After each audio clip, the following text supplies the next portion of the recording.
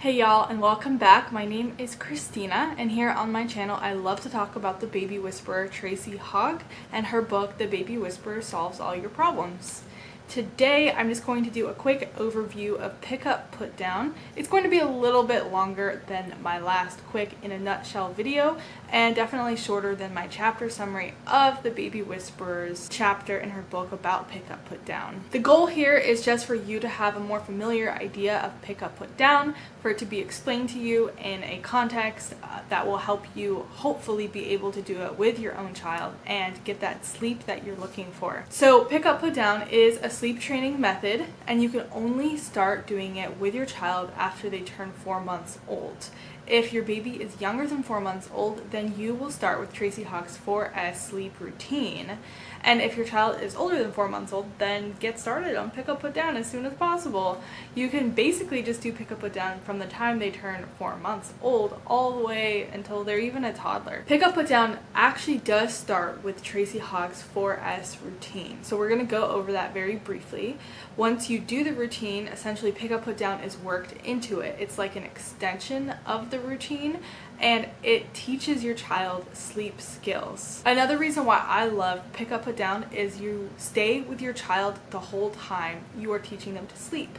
And so whenever I did it with my children, I loved the fact that I could be in there next to them and teach them how to sleep actively, rather than doing like a cry it out method where I leave the room and just cross my fingers that they get it. But Pick Up Put Down is a lot of work. It's a lot of physical energy and time and mental energy and scheduling and working things out actively to help your child sleep. So first, before you ever think about starting to Pick Up Put Down, you need to get your baby on a 4-hour routine.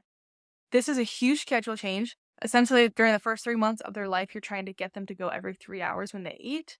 And once they hit 4 months, they should be able to go every 4 hours. I'm just going to link a video up here to my whole video on transitioning from a 3-hour routine to a 4-hour routine. But it's really important to transition them between 3 and 4 months before you get to sleep training, because it's going to be an easier schedule to sleep train them to. And it's also age appropriate.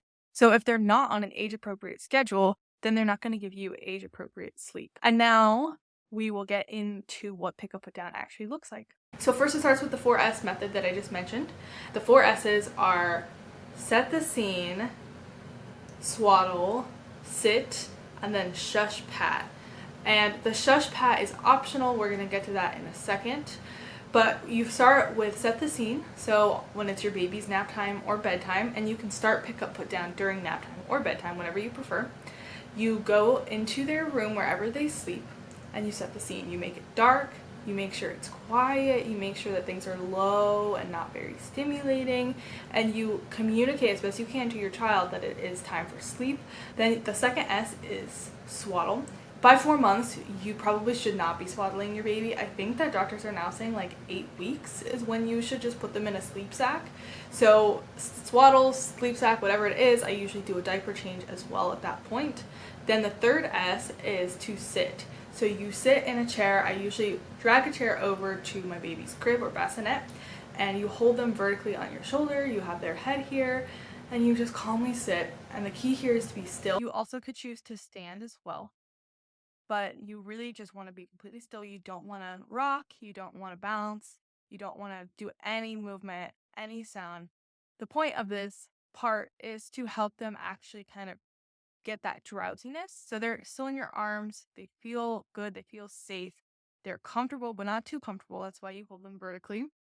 Just sit there and you hold them for no more than 5 minutes. But essentially what you're looking for is signs that they are getting tired. So you're not going to be able to see their face really, but if they were to have droopy eyes, start closing them, maybe even have that far off stare, if you just feel their body just kind of relaxing on you, they're breathing, they're calm, like that's what you're looking for. So the second you get that while you're holding them, and then of course no more than 5 minutes, you lay them down in bed. And in an ideal world, you lay them down and you just kind of watch them drift off and you leave. So that's the goal, is to get to that point.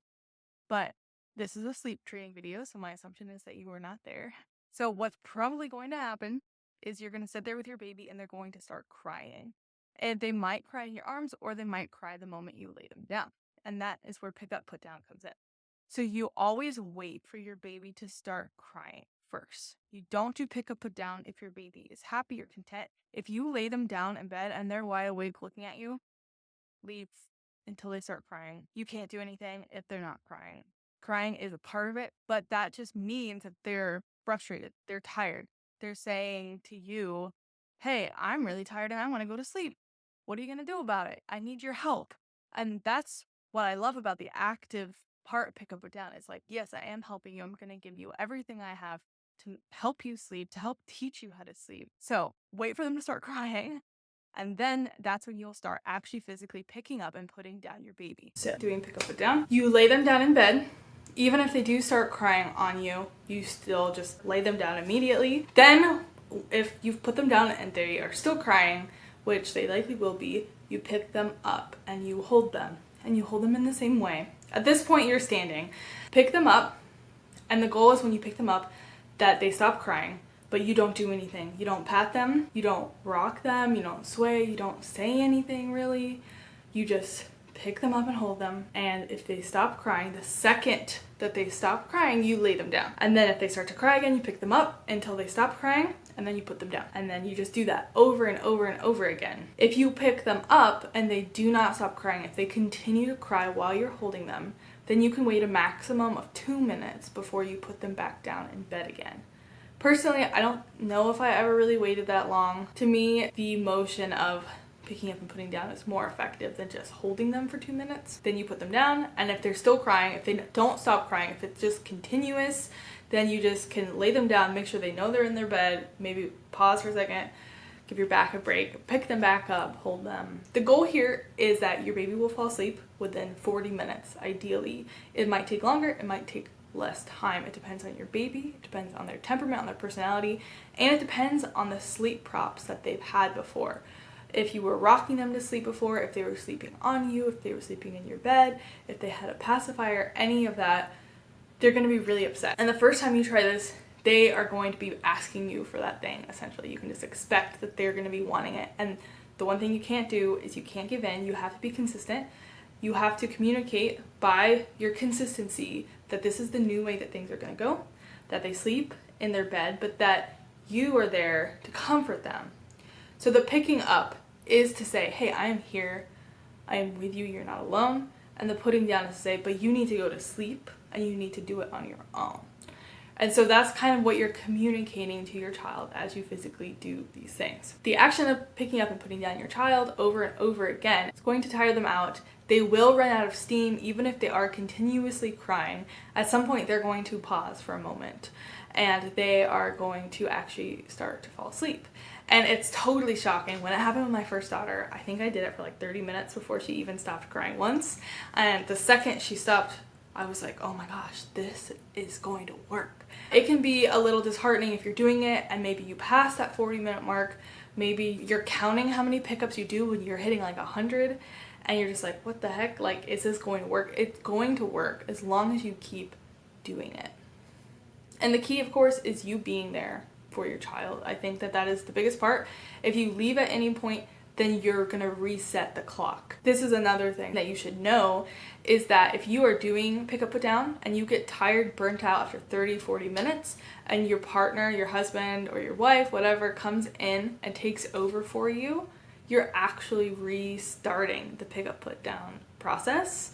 Really, the second you start, you have to commit to pushing through all the way to the end, no matter how difficult it gets, no matter how exhausted you are. The great thing about pick up, put down is that your baby's cry is not the same as if you were doing a cry it out method. During a cry it out method, your baby is crying out for you. Like, it's designed to get you into the room. Like, it's just the saddest cry. It's really difficult to listen to. So a lot of parents struggle with doing it because they don't want to listen to their baby crying for them. But when your baby's crying during pick up, put down, it's totally different. It's not a, Mom, where are you? What are you doing? Cry. It is a, I'm so tired. Please help me go to bed. Cry. And it's just so different. Like, I just remember I was so afraid of the crying. And then when I actually went in there and did it, I was like, my daughter is asking me to be in here with her. She's happy I'm here. She wants me to help her, and I'm glad to be doing it. I know that a lot of parents can have different sensitivity levels to their child crying. So obviously, if you are more sensitive to any cry that your child does, you may have a difficult time. But if you're mostly just afraid of like a cry that's going to make you cry, that shouldn't happen, ideally. Now we can talk about variations here that have to do with sleep training. So what I mentioned earlier in the video was the fourth S, the shush pat, and I said that was optional. When your baby's younger than 4 months, if they start to cry, what you do is you pat them on the back and you shush in their ear, and that helps them calm down and fall asleep. I was doing that with my daughter starting at 11 weeks, but I started to sleep train her at 4 months, and so she was already used to shush patting at that point. So I integrated the shush pat into pick up, put down. And it's not necessarily a part of pick up, put down, I will say. Tracy Hug is kind of vague. Like there's some parts where she seems like she's like, don't do the shush pat. And other parts where she's like, do it if it works. And so it's kind of confusing. So try it. You know, if your child is already used to it, then try it. If your child is not used to it and you just want to start pick up, put down, then don't do it. Also, it doesn't work with babies over 6 months. So definitely don't do it after 6 months. It's just too stimulating at that point. Once your baby's in the crib laying there, like when you do a put down, you can keep your hand on them, maybe give them a belly rub if they like that. Just some sort of contact that's not stimulating, but that is calming and soothing, and that reminds them that you're still there. Another variation you could do is talking to your child if they really are calmed by your voice, if it's not a distraction. As you do pick up, put down, as you pick them up, you can say, it's okay, it's okay, it's just sleep, you're just going to sleep. Like, just comforting words, just be calm, if that helps them. That's basically the gist of pick up, put down with 4 to 6 month old. And as your child gets older, you are going to have to adapt and change some things as well. So once your child is able to reach out towards you, that's kind of the next big change. You have to, when you put them down, you wait for them to reach out to you before you pick them up.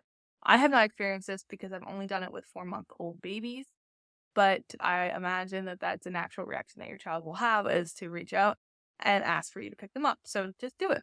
Do it, comfort them, put them back down.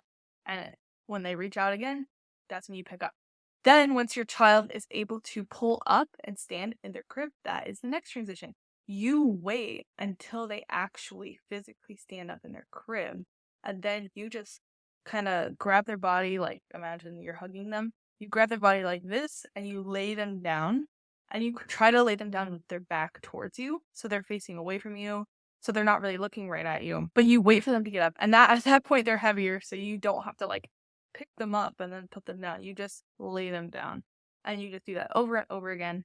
It's also really important that you do not make eye contact with your baby, because eye contact is a form of communication, and you're trying to communicate with your actions and not with your eyes. I remember with my 4-month-old, when I did pick up, put down, I would cover her eyes, because if she was looking at me, if she was looking around the room, she would get distracted. She would have a difficult time falling asleep. And then as your child gets older, you also don't want to make eye contact with them because they're still trying to communicate with you, and you don't want to engage with that. It's also stimulating. They're not thinking of falling asleep when they're trying to communicate with you. After your baby is 12 months, if you have decided to do sleep training and you have a toddler or a child that can get out of bed, then pick up, put down changes again. You essentially are going to sit in the room with your back turned towards your child. They might be able to talk and communicate with you. Do not talk back. Ignore everything they say. You wait for them to get out of bed, and then you just stand up, you take them by the hand, you walk them back to bed, you tuck them in, and then you go sit back down.